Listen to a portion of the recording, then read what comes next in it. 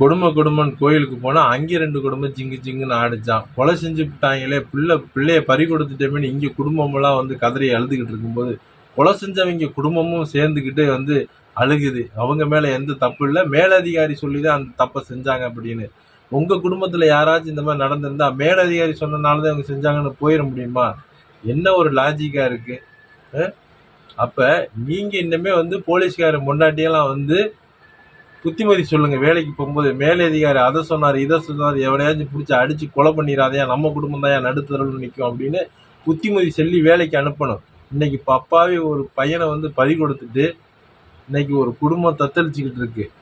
இனிமே தமிழ்நாட்டில் எல்லா பக்கத்தும் நடக்குது. இதுக்கு ஒரு முடிவே இல்லை. ஏன்னா நம்ம 500 ரூபா வாங்கிட்டு ஓட்டை போட்டுறோம். ஆனால் அதுக்கப்புறம் வர்ற பாதிப்பு இருக்குல்ல, இது மாதிரி பாதிப்புகள் வந்துக்கிட்டு தான் இருக்கும். இதுக்கு என்ன தண்டனை கொடுத்தாலும் இது நிற்காது. ஏன்னா வந்து நாம தான் பெரிய ஆள் அப்படிங்கிறத போலீஸ்கார மனசுல இருக்குது.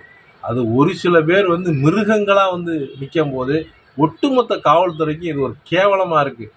இங்க நேர்மையா இருந்து வேலை பார்க்கறவங்க எத்தனையோ பேர் இருக்காங்க.